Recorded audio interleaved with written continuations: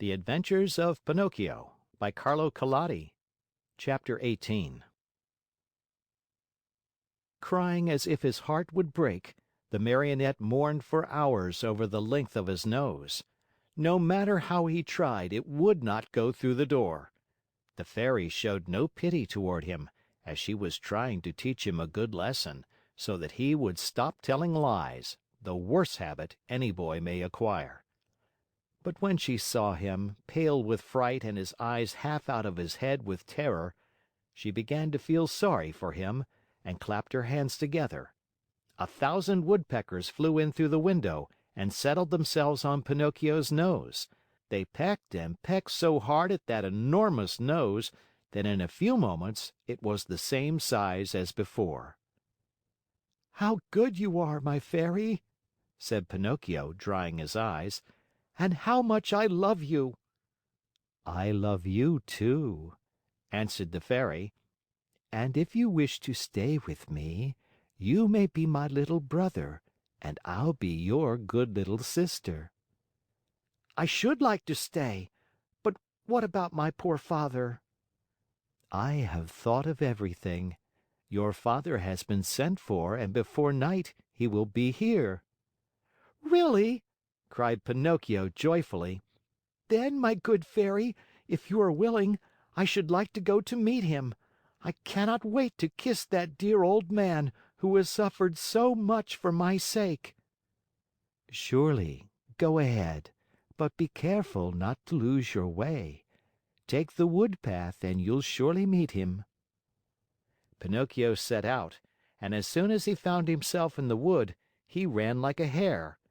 When he reached the giant oak tree, he stopped, for he thought he heard a rustle in the brush. He was right.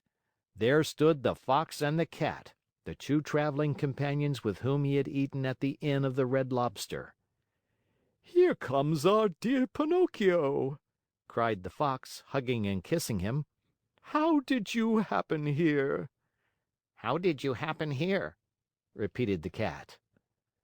"It is a long story," said the Marionette. "Let me tell it to you. The other night, when you left me alone at the inn, I met the Assassins on the road." "The Assassins! Oh, my poor friend!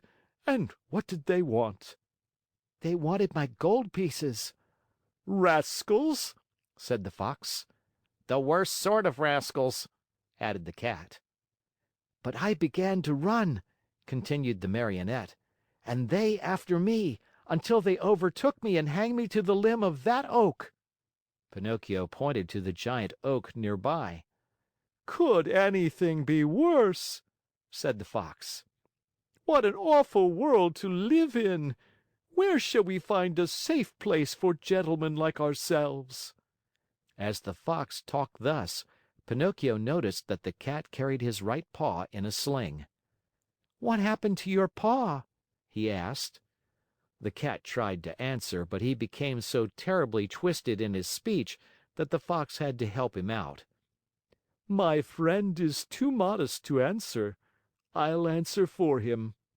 About an hour ago, we met an old wolf on the road. He was half starved and begged for help.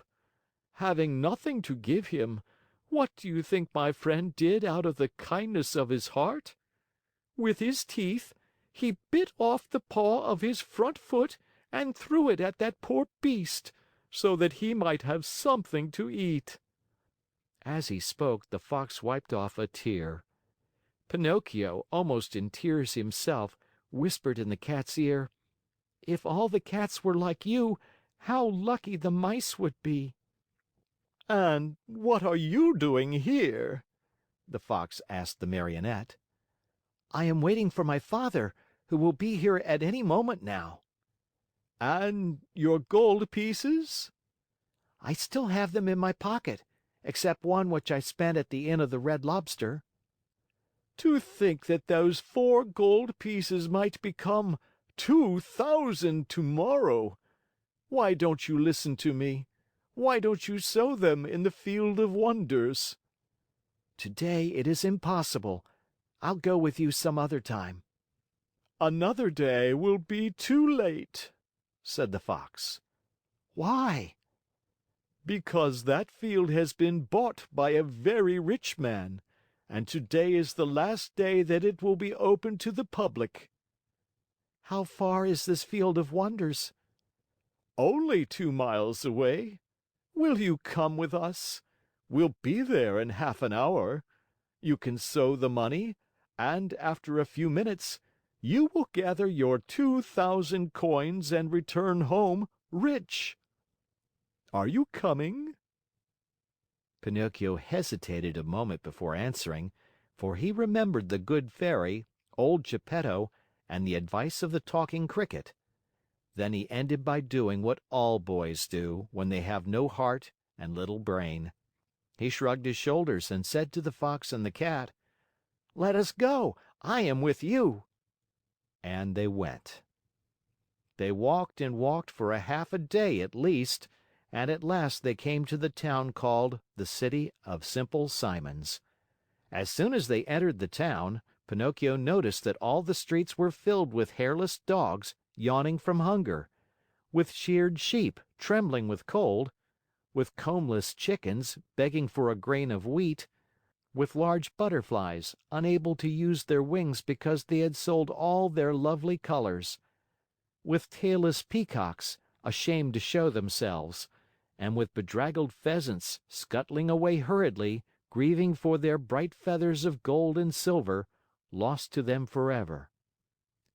Through this crowd of paupers and beggars, a beautiful coach passed now and again. Within it sat either a fox, a hawk, or a vulture. "Where is the Field of Wonders?" asked Pinocchio, growing tired of waiting. "Be patient. It is only a few more steps away." They passed through the city and, just outside the walls, they stepped into a lonely field, which looked more or less like any other field. "Here we are," said the Fox to the Marionette. "Dig a hole here and put the gold pieces into it." The Marionette obeyed. He dug the hole, put the 4 gold pieces into it, and covered them up very carefully. "Now," said the Fox, "go to that nearby brook, bring back a pail full of water, and sprinkle it over the spot." Pinocchio followed the directions closely, but, as he had no pail, he pulled off his shoe, filled it with water, and sprinkled the earth which covered the gold. Then he asked, "Anything else?" "Nothing else," answered the Fox. "Now we can go. Return here within 20 minutes and you will find the vine grown and the branches filled with gold pieces." Pinocchio, beside himself with joy, thanked the Fox and the Cat many times and promised them each a beautiful gift. "We don't want any of your gifts," answered the 2 rogues. "It is enough for us that we have helped you to become rich with little or no trouble. For this, we are as happy as kings." They said goodbye to Pinocchio and, wishing him good luck, went on their way.